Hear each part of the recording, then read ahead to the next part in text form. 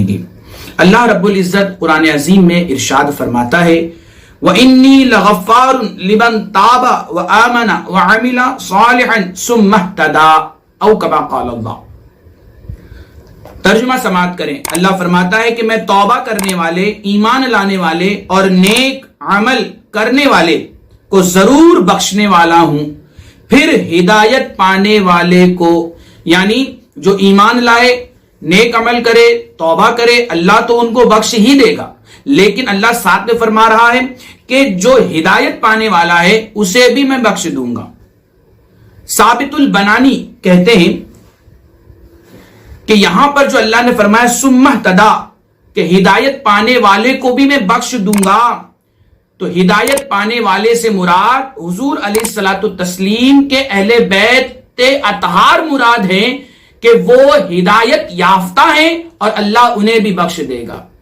اس آیت کریمہ میں ثم اهْتَدَىٰ سے مراد اہل بیت اطہار ہیں جنہیں اللہ نے ہدایت پا جانے کی سند عطا فرمائی، انہیں سند دے دی کہ وہ ہدایت یافتہ ہیں، وہ محفوظ عن الخطا ہیں، وہ محفوظ ہیں۔ اسی طرح سے امام احمد نے بیان کیا ہے کہ حضور علیہ الصلوۃ والتسلیم نے امام حسن و حسین کا ہاتھ پکڑ کر فرمایا کہ جو شخص مجھے ان دونوں اور ان کے ماں باپ کو محبوب رکھے گا وہ قیامت کے دن میرے ساتھ میرے درجے میں ہوگا۔ سبحان اللہ، کیا شان ہے۔ اور اس طرح کی حدیث ترمذی شریف میں بھی بیان کی گئی، یعنی جو حضرت علی، حضرت فاطمہ اور امام حسن حسین اور حضور سے ان پنجتن پاک سے جو محبت کرے گا، حضور فرماتے ہیں کہ قیامت کے دن وہ میرے درجے میں ہوگا، یعنی کہ یہ لوگ آقا کی حیثیت سے ہوں گے اور ان سے محبت کرنے والا غلام کی حیثیت سے ان کے درجے میں ہوگا۔ سبحان اللہ، کیا شان ہے، کیونکہ یہ ہدایت یافتہ لوگ ہیں۔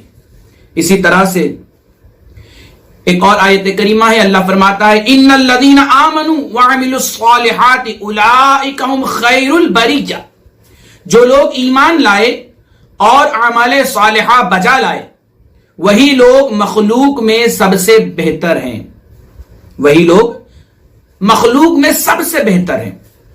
اس آیت کی تفسیر حضرت عبداللہ ابن عباس رضی اللہ تعالیٰ عنہ نے اس طرح سے بیان کیا۔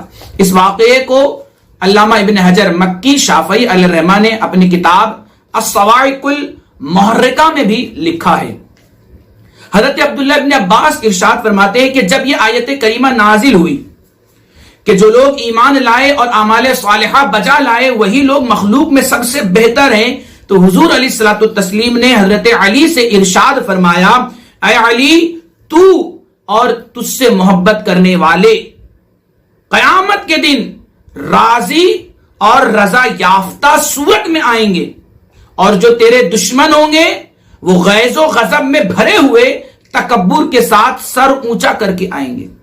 حضرت علی رضی اللہ تعالیٰ عنہ نے دریافت کیا میرا دشمن کون ہے یا رسول اللہ صلی اللہ علیہ وسلم؟ فرمایا جو تجھ سے بیزاری کا اظہار کرے گا اور تجھ پر معاذ اللہ لعنت کرے گا وہ تیرا دشمن ہے۔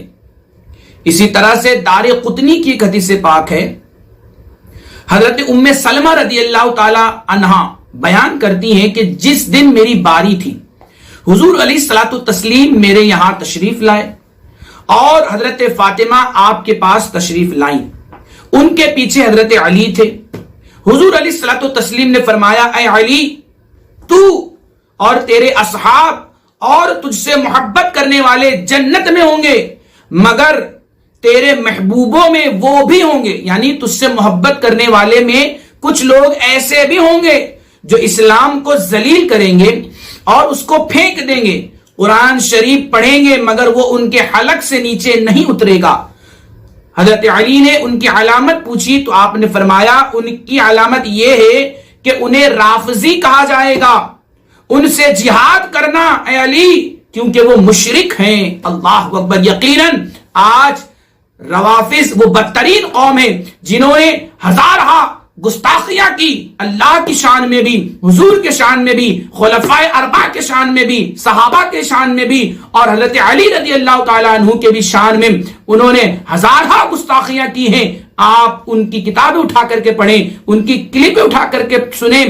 میرے آقا نے 1400 سال پہلے ہی ان کی علامت بتا دی کہ اے علی وہ تم سے محبت تو کریں گے مگر انہیں رافضی کہا جائے گا کیونکہ وہ اسلام پر صحیح سے چلیں گے نہیں. لوگوں نے پوچھا یا رسول اللہ ان کی اور علامت کیا ہوگی؟ تو میرے آقا نے فرمایا وہ جمعہ کی نماز میں حاضر نہیں ہوں گے اور جماعت سے بھی نماز نہیں پڑھیں گے اور سلف صالحین پر طعن و تشنیع کریں گے. یعنی جو گزر چکے اگلے ان پر انگلی اٹھائیں گے، کیچڑ اچھالیں گے. تو اس آیت کی یہ تفسیر میں نے بتائی. اس سے مولا علی کی فضیلت بھی ظاہر ہوتی ہے اور حضرت علی سے محبت کرنے والوں کو جنت کی بشارت سنائی گئی اور ان سے بغض رکھنے والے کو جہنم کی وعید سنائی گئی. ایک اور آیت کریمہ اللہ فرماتا ہے قرآن عظیم میں وَإِنَّهُ لَعِلْمُ لِلسَّاعَةِ او کما قال اللہ، اور وہ قیامت کی نشانی ہے. مقاتل بن سلیمان اور ان کے تابع مفسرین نے کہا ہے کہ یہ آیت کریمہ امام مہدی کے لیے نازل ہوئی ہے اور امام مہدی یہ اہل بیت نبوت میں سے ہوں گے. اور اس آیت کریمہ میں حضرت علی اور حضرت فاطمہ کے نسل کے بابرکت ہونے پر بھی دلالت کرتی ہے یہ آیت کریمہ کہ اللہ تعالیٰ ان کی اولاد کو طیب پیدا فرمائے گا اور ان کی نسل کو حکمت اور خزانے سے بھر دے گا. اور اس میں راز کی بات یہ ہے کہ اللہ تعالیٰ نے اولاد علی اور اولاد فاطمہ کو شیطان مردود سے اللہ کی پناہ میں دے رکھا ہے اور حضرت علی کے لیے بھی یہی دعا فرمائی ہے. اسی طرح سے مسلم، ابو داؤد، ترمذی، نسائی اور بیہقی میں بھی اور ابن ماجہ میں بھی حدیث پاک ہے. حضور علیہ الصلوۃ والتسلیم ارشاد فرماتے ہیں المہدی من عطرتی من ولد فاطمہ، کہ مہدی میری اولاد میں سے ہوگا یعنی فاطمہ کی اولاد میں سے ہوگا. اسی طرح سے امام احمد وغیرہ نے بھی روایت کیا، فرمایا المہدی منا اہل البیت یصلح اللہ فی لیلہ. مہدی یعنی امام مہدی جو قرب قیامت دنیا میں تشریف لائیں گے یہ ہمارے اہل بیت میں سے ہوں گے.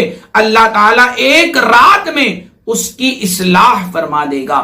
تو یقیناً یہ قیامت کی نشانیاں جہاں اللہ نے قرآن پاک میں بیان کی ہے وہیں پر ایک نشانی یہ بھی ہے کہ امام مہدی تشریف لائیں گے. اور اس آیت میں امام مہدی کے تشریف آوری کا ذکر ہے اور امام مہدی کسی اور نسل میں سے نہیں بلکہ حضرت فاطمہ کی نسل میں سے ہوں گے، اہل بیت اطہار میں سے وہ ہوں گے. اللہ تعالیٰ اہل بیت اطہار کے نقش قدم پر مرتے دم تک ہمیں چلنے کی توفیق عطا فرمائے. السلام علیکم ورحمۃ اللہ وبرکاتہ.